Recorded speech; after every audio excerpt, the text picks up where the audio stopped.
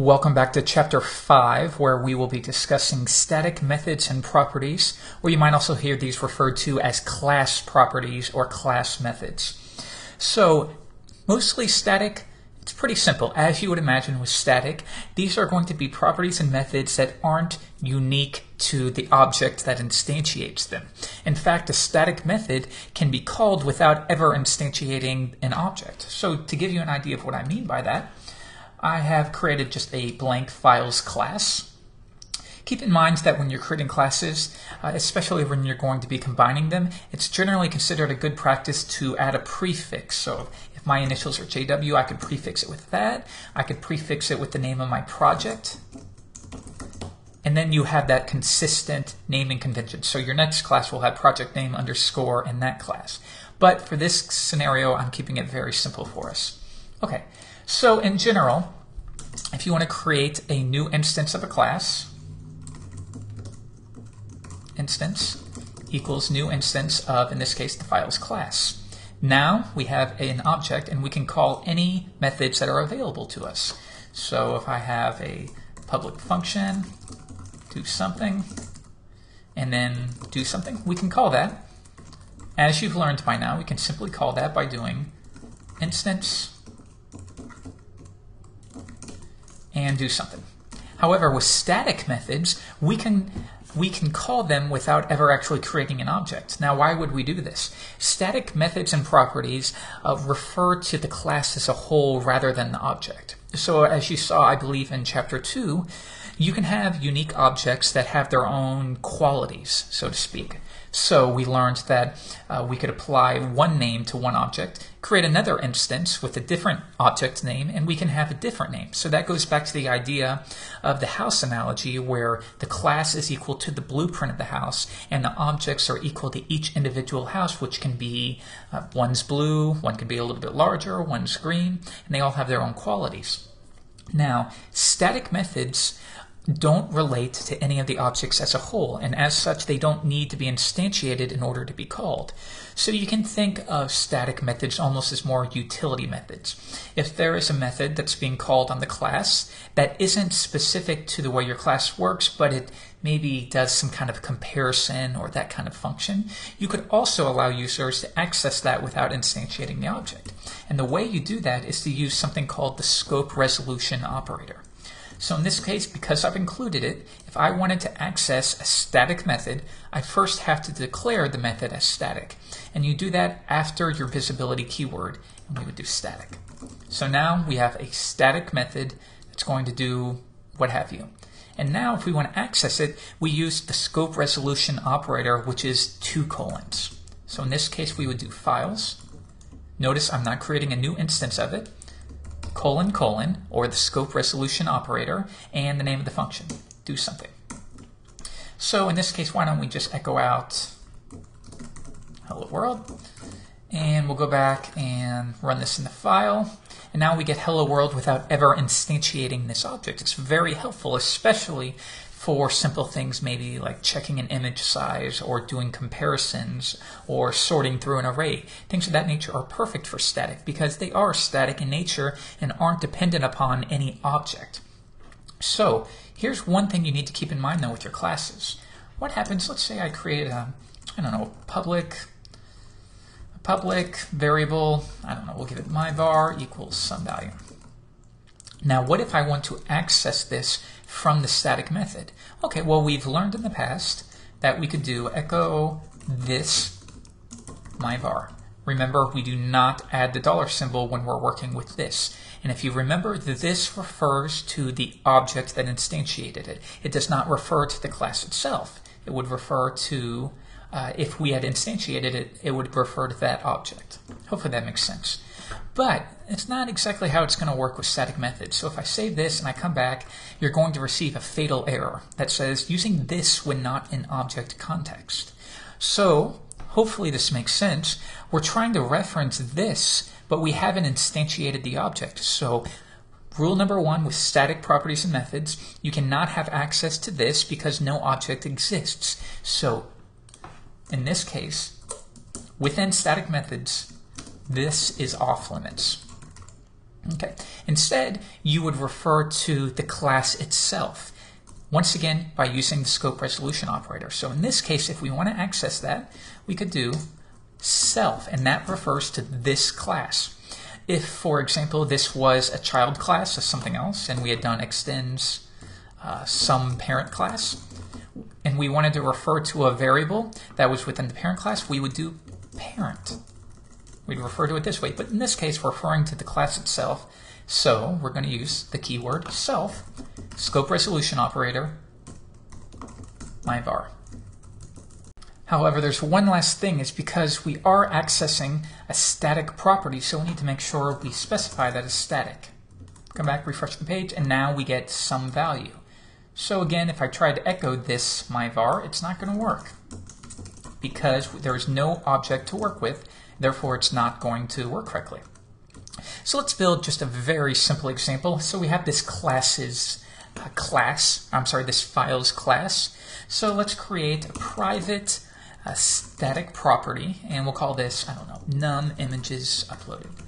And that's going to be equal to 1. And we're going to examine a different kind of unique trait about static, is that we can make the class remember values rather than relying on the object to remember.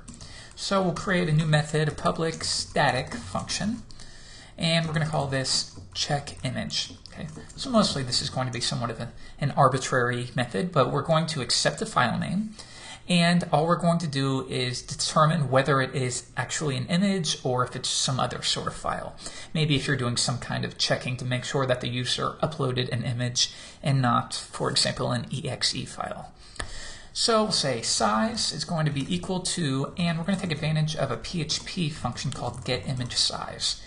So this primarily accepts one parameter. However, we can do a second one containing any image information that you want to extract, but we'll stick with one. And it just wants a path to the file name that's going to check. So if we go to my projects file, I've added one file here and a non-image as well. So envato.jpg, let's go ahead and check that. I'm going to hard code it in for the time being. And why don't we print our size? Okay, so if we want to call this static method, because it's not unique to this class itself, and it can be accessed from outside the class without having to instantiate it, let's go ahead and do that right now. So I'm going to call files checkImage. And in this case, I'm going to make sure that this is optional just for now, so I'm going to make that equals to blank by default. Okay, so let's go ahead and run this in the browser, run file, and we get this array. So just to make it a little bit easier, let's go ahead and wrap this within pretext. Remember, never echo anything out from your classes. It's considered a bad practice. But for these demos, it saves a little bit of time. Okay, so we get an array, and this contains information about the file that was uploaded. The first value is going to be the width, then the height, and then we have the total, the width, and the height. Then we have some bits, we have channels, and the MIME type. Okay, pretty simple stuff. So what's most important here is that it did return information because it was an image. So if we go back, and this time we're going to try to upload this, I believe it's a blank readme.rtf file. So let's check that out. Save it, and if we refresh, we don't get anything. And that's because it was not an image, so it didn't return anything. So we can take advantage of that. So right here, let's go ahead and get rid of this, and I'm going to return, and we'll use the ternary operator again, and I'm going to say if it's not empty, and we're going to pass in size. This is a PHP function which just returns whether the variable is empty. If that happens to be the case, then let's return size. So as long as it is an image and it's not empty, let's return that array containing information about the image that was uploaded. Otherwise, let's just return not an image. Now we're also going to take advantage, just for some random example, we'll also take advantage of this property, and this is going to restore how many times this method has been called, or how many times we've checked the image. So we can do it right up here, and we'll say self num images uploaded plus plus. So by default, we're going to set this, and you know what, by default, let's make it short, 0. And every time we call to check this image, we're going to record the number of images uploaded, or number times image times file is checked. Like I said, a little bit random, but that's okay. So let's save that, and every time the method is called, we're going to increase this by 1. So normally for every object that calls this, it's going to have a new instance, and times file is checked is going to be set to 0. But when you set it as static, the class is responsible for remembering this value. So no matter how many times you create a new instance of the object, for how many objects you create, this value will still be reflected across all of them, and that's because we're declaring it as static. So the last thing we're going to do is create another method, and that's going to be responsible for displaying this number. So we'll make this public, and it's going to be a static function if we want. Get num uploaded. And of course, let's make sure that's on its own line according to the Zend framework standards. And all I'm going to do is this method is going to return self and times file has been checked, and that's just going to return an integer. So now we can go ahead and call this and try it out. So I've included the files. Now we're going to say print r, and we're going to say files, use the scope resolution operator, and what did we call this method? Check image. And let's make sure we pass in envato.jpg. And finally, I'm going to call that second method, and we're going to echo files get num uploaded. And remember, the only reason I can access this specific function is because it has been declared with the static keyword, so I can access it without instantiating the object. Okie dokie, so let's save that, run the file in the browser, and we get not an image. And the reason we're getting that is because by default we set it to nothing, but we're still hard coding this in. So we want to make sure that we set that to file, and I'm going to go ahead and remove that. So now it's going to use whatever we pass in. But notice that we did write 1. So let's refresh the page, and now it was an image, so we get some information returned. If we try to change this and try to upload that file that we know is not RTF, we're going to receive not an image. Okay, so here's what's interesting. Let's save, turn this back to envato.jpg, and if I were to do this again, save it, now we get 2. Okay, so that seems, okay, no big deal there, you're working with an object, but what's powerful here is if we create a new instance. So let's create, however as many times as we do it, it's going to remember it.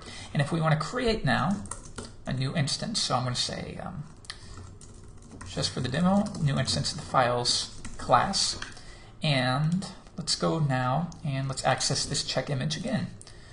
So instance check image readme.rtf, and let's go ahead and let's go down to the very bottom, copy that, and echo instance get images uploaded, and now we get 3 again, so you can see that the object is remembering the value because with static properties, the class is responsible for retaining the value, not the object. So think of when you're using static properties and methods, these are values that the class should be responsible for, and they're also functions that aren't vital to a specific class. They can also be methods that can be accessed from outside of the class if you just need access to, maybe in this case it's a helpful function, you might want to access it without using the class. That's when it's static. It doesn't rely on the object to function, and that's static properties and methods.